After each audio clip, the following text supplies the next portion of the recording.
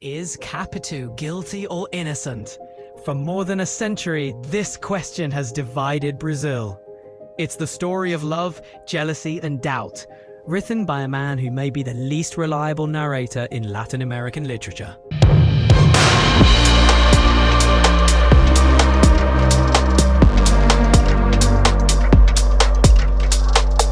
To understand Dom Casmurro, we need to meet its creator. Machado de Assis was a self-taught writer born in Rio de Janeiro in 1839, the mixed-race son of a house painter and a washerwoman.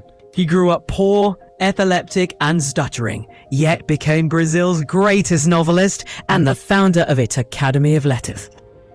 By the time he wrote Dom Casmurro in 1899, he had perfected a style full of irony, subtle humor, and psychological depth. The title itself is strange. Dom Casmurro roughly means Lord Taciturn, a nickname given to the narrator, Bento Santiago, for being reclusive and bitter. The novel is written as his memoir, an old man trying to rebuild his past and justify his life. But as he writes, his story becomes less about memory and more about confession. Now, let's dive deeper in the story of Dom Casmurro. Through a narrow gap in the garden wall, two young souls met, Bentinho and Capitu. He, a quiet boy from a pious home. She, a curious girl, already wiser than her age. They shared secrets, laughter and dreams through the bricks that separated them.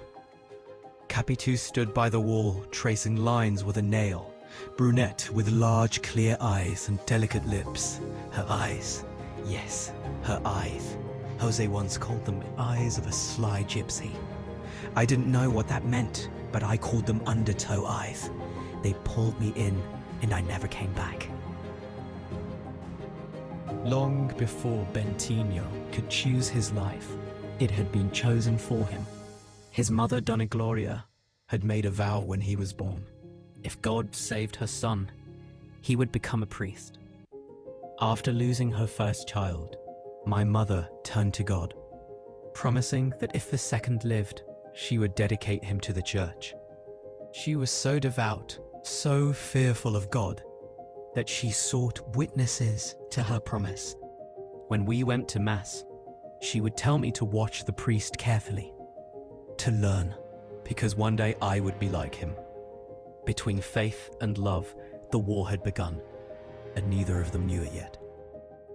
Adolescence came, and the wall that once divided them now protected their secret. They spoke softly through the gap in the bricks, as if the world could listen. Capitu pressed my hand and whispered, "You shall not go to the seminary." It was one of those moments when the soul overflows through the eyes and words are almost unnecessary. She asked, "Do you swear something?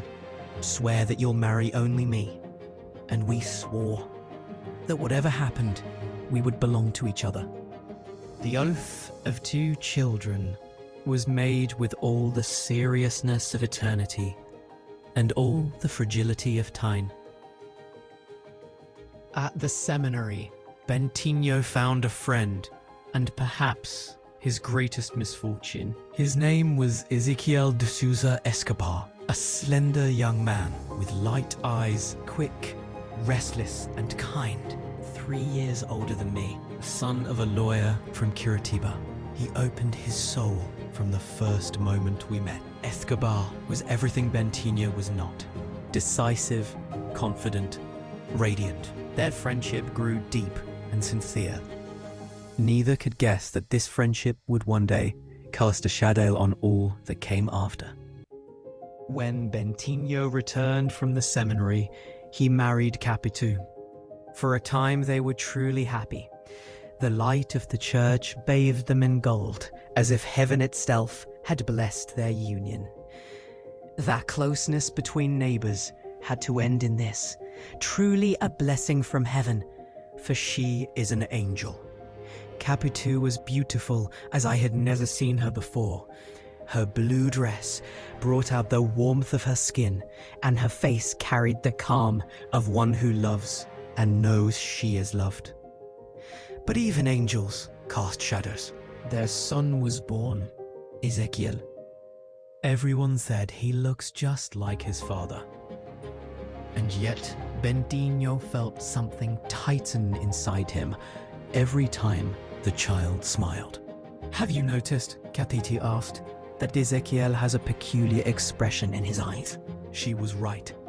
They were Escobar's eyes. He even began to imitate Escobar's gestures. Capitu kept smiling, unaware that her husband's silence had become a prison. Escobar died suddenly, drowned while swimming in the sea. At the funeral, the church was filled with lilies and candlelight. Capitu wept beside the coffin. Bentinho stood in the shadows, watching. Escobar went into the water, as he often did. A wave took him, and he died. When I saw her cry, I shivered. Those were not the tears of a friend. They were the tears of a widow. Two faces lit by the same flame. Hers torn by grief, his consumed by suspicion. From that moment, the past began to rot inside him.